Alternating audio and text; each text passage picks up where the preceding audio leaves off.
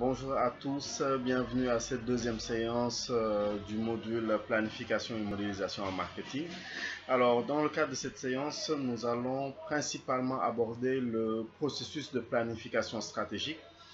Après avoir abordé lors de la séance précédente le contexte de la planification, les raisons pour lesquelles on fait de la planification, qui est chargé de faire de la planification, pour quel intervalle de temps, etc. Donc nous avions répondu un peu à ces questions. Alors aujourd'hui, il s'agit de revenir sur le processus de planification. Comment est-ce que ça se fait? Donc comment est-ce qu'on fait de la planification? Alors, il faut juste préciser que nous allons proposer une planification, donc un processus de planification, une démarche en 8 étapes. Alors, je vais vous citer ces 8 étapes et nous allons essayer d'y aller progressivement. Alors, pour cette fois-ci, nous allons aborder les 3 étapes lors de cette séance et les autres étapes, nous les aborderons dans la prochaine vidéo. Alors, pour les 8 étapes de la planification, dans un premier temps, il faut préciser, je vais les citer et ensuite les développer. Alors, il faut d'abord identifier votre mission. Alors, la mission, bien entendu, qui doit être mise en relation avec la vision et les valeurs de l'entreprise. Donc, mission. Ensuite, deuxième point, analyse externe. Quand on a terminé l'analyse externe, on enchaîne avec l'analyse interne. Alors, donc je rappelle, choix des missions, analyse externe, analyse interne et ensuite on passe à la fixation des objectifs. Donc quand c'est plus clair pour nous parce qu'on a une meilleure appréhension de notre environnement externe et bien entendu de nos propres capacités, à partir de ce moment-là, on peut se fixer des objectifs. Et quand on s'est fixé des objectifs, bien naturellement vient cette question, comment est-ce qu'on peut faire pour atteindre ces objectifs en élaborant une stratégie. Donc, le cinquième point à aborder, c'est l'élaboration de la stratégie. Alors, quand on a élaboré la stratégie, on passe à notre sixième point qui est la formulation des programmes. Donc, des programmes de soutien qui vont permettre, dans le cadre de la stratégie, d'atteindre les objectifs. Donc ça, c'est le sixième point. Alors le septième point, c'est bien entendu la mise en œuvre de la stratégie à travers un plan d'action qui a été identifié. Donc si on a élaboré notre stratégie, on a identifié notre plan d'action, ben, on va mettre en œuvre ce plan d'action. Et le huitième et dernier point, c'est bien entendu le contrôle et l'évaluation du plan d'action qu'on a mis en place. Donc, voici les 8 étapes de la démarche de planification que l'on propose. Alors, si on revient un peu plus en profondeur sur cette démarche-là, en commençant par le premier point. Donc, il faut juste préciser dès le départ que quand on parle de vision, la vision, c'est... Alors, la vision, il faut préciser la vision pour chacun des responsables de domaine d'activité stratégique. Donc, chaque DAS, chaque domaine d'activité stratégique a un responsable. Il faut que ce responsable définisse les missions de son domaine d'activité stratégique. Donc, il nous faut véritablement identifier quelles sont ces missions. Alors, la mission, c'est un peu la vision en action. Donc, c'est quel est le chemin qu'on a choisi pour arriver à l'état qu'on souhaite, donc le futur que l'on souhaite. Donc, la vision de l'entreprise, on considère ça comme étant le cap, la direction que l'on veut prendre, l'état futur que l'on souhaite. Donc, exemple, moi, école de formation ENSUP, je veux en 2030 être une référence en Afrique de l'Ouest ou en Afrique tout simplement, Maghreb y compris Afrique australe, etc. Je veux être une référence en formation professionnelle de qualité. Donc ça, c'est la vision d'ENSUP Afrique pour l'horizon 2030 par exemple. Donc par rapport à cette vision-là, il faut qu'elle identifie quelles sont les missions. Donc comment est-ce qu'on va mettre en pratique cette vision-là? Donc c'est ça la mission. Vous aurez par exemple quelqu'un qui va s'occuper de l'undergraduate, qui est le programme de la première année à la troisième année. Vous aurez un responsable qui va s'occuper du gradué de programme, donc à partir du master et du master 1, master 2, etc. Et vous avez quelqu'un d'autre qui va s'occuper des formations certifiantes, etc. Donc vous avez des domaines différents qui sont complémentaires, bien entendu, mais il est important pour chacun de ces domaines que le responsable définisse les missions. Alors, il faut effectivement sous-tendre cela par les valeurs de l'entreprise. Donc, voici dans un premier temps les différents éléments sur lesquels il faut se pencher. En général, pour les études de cas que l'on traite, la plupart du temps, les entreprises que vous prenez, on peut trouver sur Internet les valeurs, la vision et les missions. Alors, bien entendu, lors de la vidéoconférence, quand on va échanger, vous allez donner des exemples de vision, mission et valeurs. Je vais aussi en donner. Pour NSUP, vous pouvez trouver ça au niveau du siège, c'est placardé. Vous pouvez trouver ça pour la Sonatel, pour je pense la Sénélec aussi. Vous pouvez trouver ça pour Free, pour Expresso, pour Patisen ou pour d'autres entreprises. Donc, ce serait bien de faire des recherches à ce niveau pour qu'on puisse avoir de la matière et discuter sur la vision, les missions et les valeurs de l'entreprise. Alors, au-delà de ce premier point qui concerne la précision de la mission ou des missions de l'entreprise, il y a la deuxième étape qui concerne l'analyse stratégique. La deuxième et la troisième étape. Parce que c'est l'analyse externe et l'analyse interne qui constituent l'analyse stratégique. Et pour cette analyse stratégique, bien entendu, nous utilisons ce qu'on appelle des outils d'analyse stratégique que je vais préciser sur la vidéo qui va suivre. Avant de parler des outils d'analyse stratégique, important de remettre un petit peu les choses dans leur contexte. Nous avions dit que quand on planifie, on cherche à agir sur le futur. Donc, l'entreprise veut construire un futur souhaité au lieu de subir ce futur-là. Alors, donc, dans ce cas-là, il y a des décisions que l'on va prendre, il y a des stratégies à mettre en place, il y a des plans d'action et pour arriver à cela et prendre les bonnes décisions, il est véritablement important d'avoir une vue qui soit la plus claire possible de l'environnement dans lequel on évolue et une vue sur moi, mes propres capacités. Parce qu'effectivement, j'évolue sur un marché avec des concurrents qui sont là et qui ne vont pas me laisser faire ce que je veux. Donc, c'est important de savoir ce que moi je peux faire et ce que je ne peux pas faire. Donc, pour cela, il me faut faire une analyse interne. Mais il faut aussi pour cela faire une analyse externe pour voir sur le marché ce qu'il est possible de faire et ce qu'il n'est pas possible de faire, en me focalisant davantage sur les opportunités que le marché présente et les menaces qui peuvent surgir par rapport aux actions que je peux poser par rapport à l'évolution de mon entreprise. Donc c'est important quand même de remettre les choses dans leur contexte. Quand on fait une analyse stratégique, c'est parce que derrière, on veut prendre des décisions sur les objectifs qu'on va se fixer, sur les stratégies qu'on va élaborer et sur le plan d'action que l'on va identifier et mettre en place par la suite.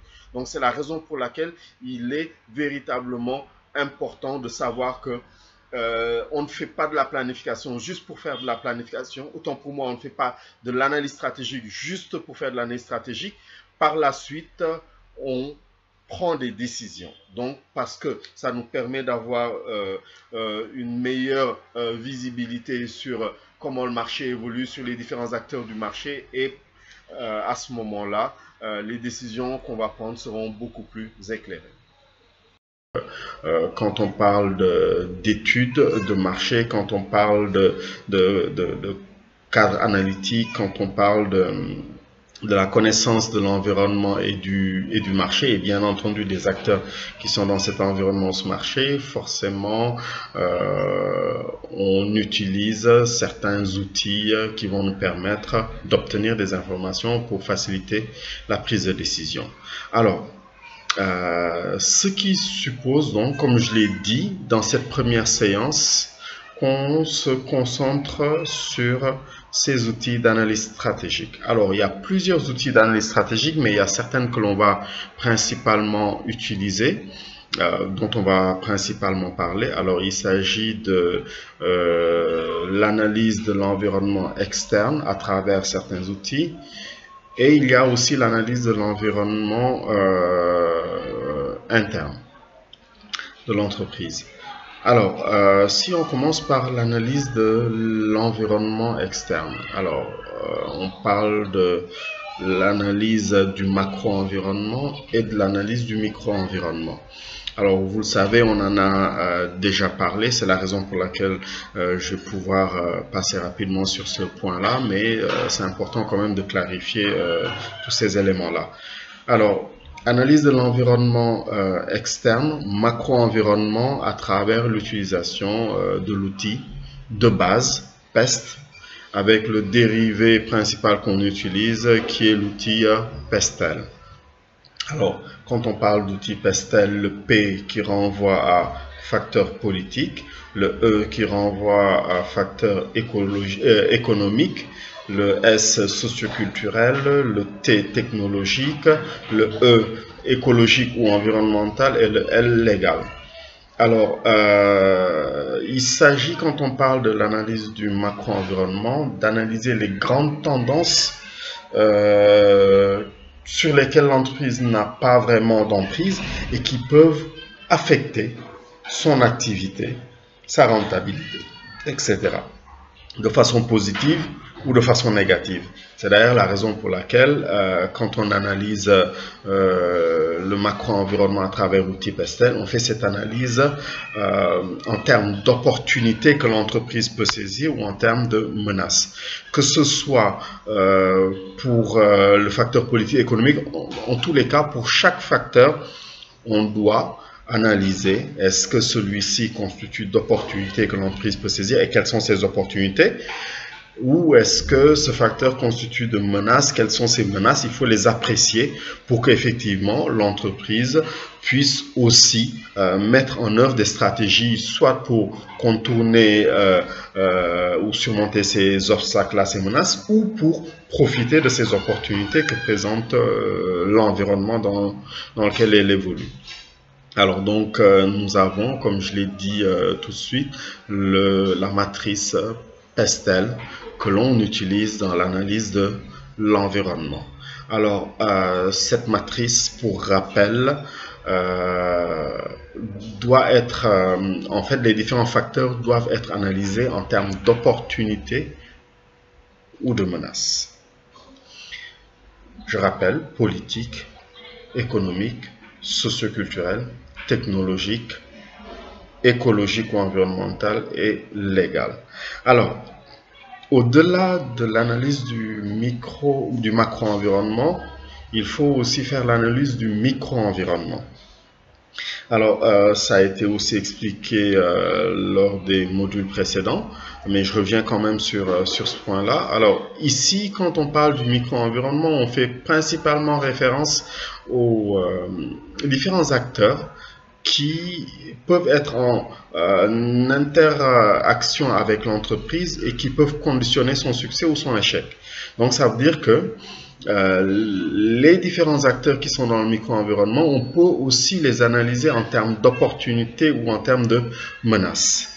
Alors, bien entendu, je vous renverrai je mettrai le support à votre disposition et bien entendu, il est important de faire des recherches pour pouvoir aller plus en profondeur sur ces différents points qu'on a évoqués. Alors, si je reviens sur l'analyse du micro-environnement, l'outil principalement que l'on utilise, l'outil d'analyse stratégique que l'on a l'habitude d'utiliser le plus souvent, c'est la matrice, alors c'est les 5 forces de Porter. Alors, comme je l'ai dit, le marketing est une discipline qui évolue, donc c'est la raison pour laquelle il y a aussi une évolution de ces outils. Aujourd'hui, on vous parle de 5 forces plus 1 ou de 5 forces plus 2, mais je reviens très rapidement sur ces 5 forces. Alors, Il s'agit de forces concurrentielles, comme je l'ai dit, qui peuvent constituer d'opportunités que l'entreprise peut saisir ou de menaces qui peuvent affecter sa santé financière, ses activités, sa rentabilité, etc. Alors, nous avons la concurrence intrasectorielle. Alors, quand on parle de concurrence intrasectorielle, on fait référence principalement à la concurrence directe, donc aux autres entreprises qui vendent pratiquement les mêmes produits que notre entreprise.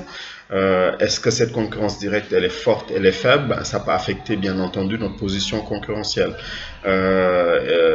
Nous avons, au-delà de la concurrence directe, la concurrence indirecte qu'on appelle la menace des produits de substitution.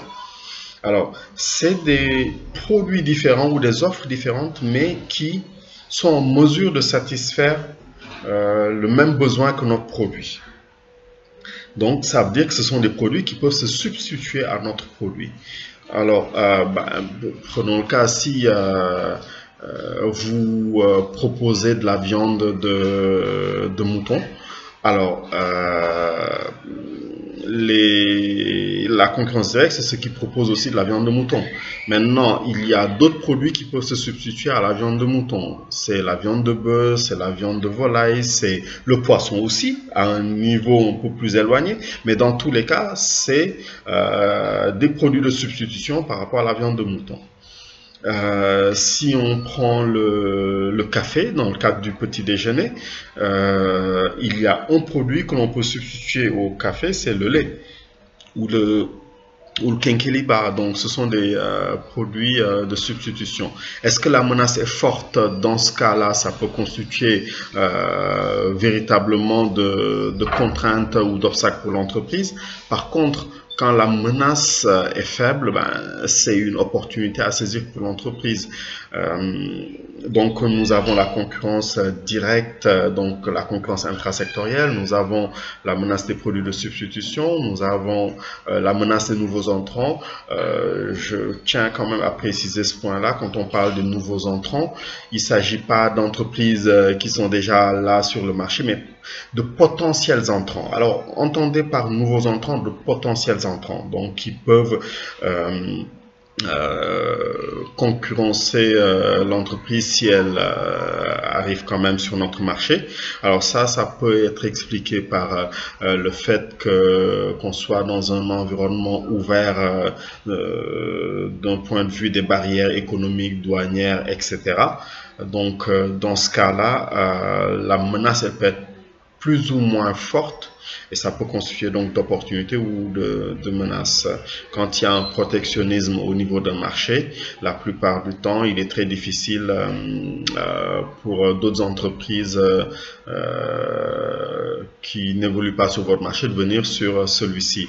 Ou quand les investissements d'installation de départ sont très onéreux, ça peut être une barrière à l'entrée de ces marchés-là. Alors nous avons au-delà de la concurrence intrasectorielle, de la menace des produits de substitution, de la menace des nouveaux entrants, nous avons le pouvoir de négociation des clients, le pouvoir de négociation des fournisseurs.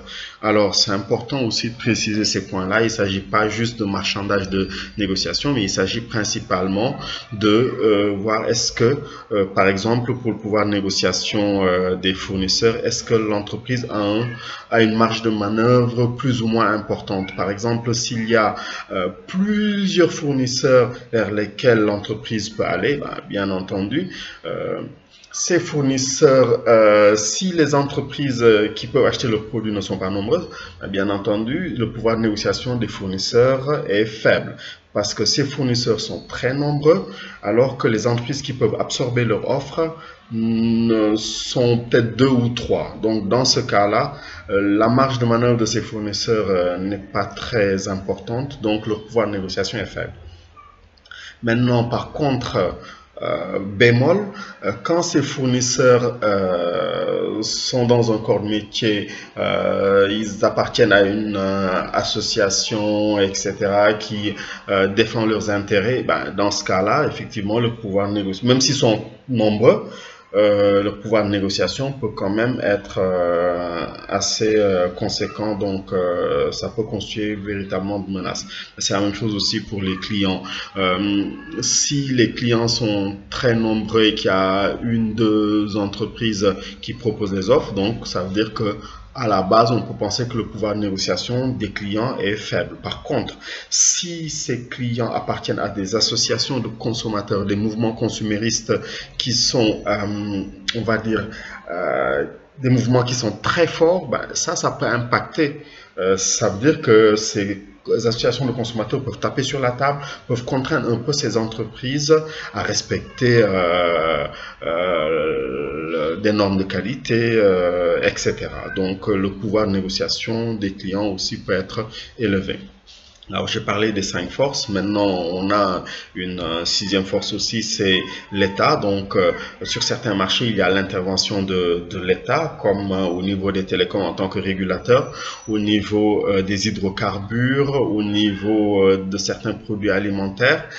Donc l'État intervient sur ces marchés, donc ça veut dire que les entreprises doivent aussi prendre en compte cette intervention de l'État, qui peut effectivement leur être favorable ou donc être une opportunité en étant l'État en étant un régulateur, ou dans certains cas constituer de menaces, parce qu'effectivement l'État va jouer le rôle de policier pour certains, c'est comme ça qu'ils vont le percevoir, être un empêcheur de tourner en rond.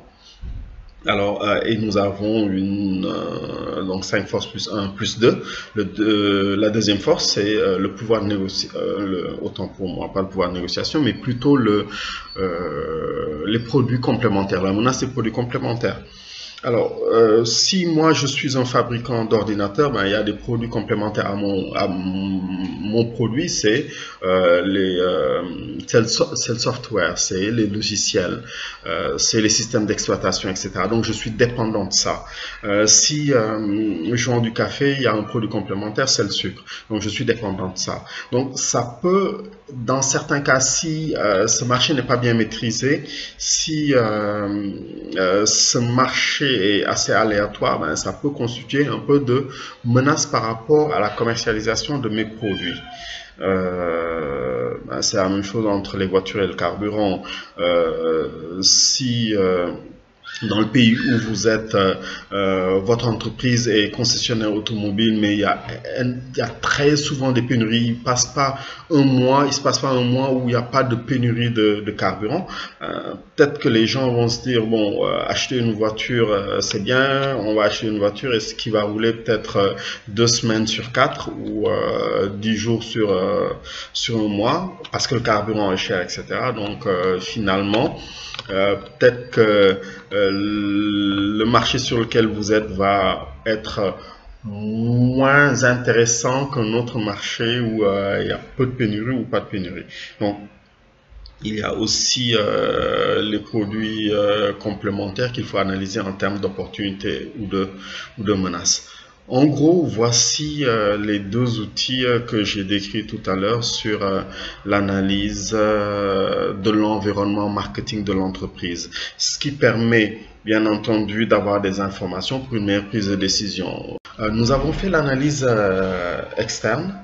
Il y a ensuite l'analyse interne. Alors bon, bien entendu, il y a plusieurs outils d'analyse. Alors on a la matrice ADL, on a la matrice BCG ADL, Arthur Doolittle BCG, Boston Consulting Group, nous avons la matrice McKinsey, le carré financier, etc. Il y a plusieurs outils d'analyse, la chaîne de valeur de Porter, etc. Maintenant, ce qu'il faut savoir, c'est que pour utiliser ces outils d'analyse, mais il faudrait être dans l'entreprise ou avoir des données de l'entreprise. Si vous ne les avez pas, ça va être difficile de pouvoir faire cette analyse-là. Parce qu'encore une fois, il s'agit de faire une introspection. C'est comme si je suis en train de m'auto-évaluer. Donc là, je suis dans une analyse interne. Alors, si on dit analyse interne, il faut que vous connaissiez l'entreprise. C'est-à-dire, si vous travaillez dans une entreprise, vous pouvez avoir des données de l'entreprise et donc faire une analyse de cette entreprise-là. Maintenant, par contre, c'est aussi possible de faire une analyse interne, mais en faisant cette analyse sous forme de force et de faiblesse. Maintenant, vu sous l'angle du client, c'est possible. Je m'explique. Il y a un autre outil qui permet de faire les deux en même temps, aussi bien interne qu'externe. Alors, ça me permet de faire une analyse interne, mais aussi de faire une analyse externe. C'est l'outil SWOT qui nous permet de faire une analyse interne avec l'analyse des forces et des faiblesses de l'entreprise. Donc, ça, c'est une analyse interne. C'est comme je l'ai dit tout à l'heure, c'est une introspection. Et on a l'analyse externe qui est plus orientée vers l'analyse des opportunités et des menaces. Donc, il faut les mesurer. Donc là, c'est l'outil SWOT qui permet de faire les deux en même temps. Alors, il a quand même un avantage, il est assez séduisant parce qu'il permet il est assez, on va dire, il permet de résumer un peu tout ce qu'on a identifié comme point positif pour l'entreprise et choses à améliorer, mais aussi dans l'environnement, ce qu'il est possible de faire et ce qui est contraignant ou ce qui n'est pas possible de faire. Alors, donc, c'est assez visuel. On peut le faire à travers un cadran qui permet d'identifier sur un premier palier les forces et les faiblesses et ensuite les opportunités et les menaces. Donc, ça peut être très intéressant à analyser. Donc, voici en gros un peu les points que je voulais partager avec vous sur cette première partie du module, alors qui permet un peu de mettre le contexte, parce que si vous connaissez votre environnement, si vous vous connaissez, ben, ça facilitera par la suite les prises de décision. Maintenant, en général,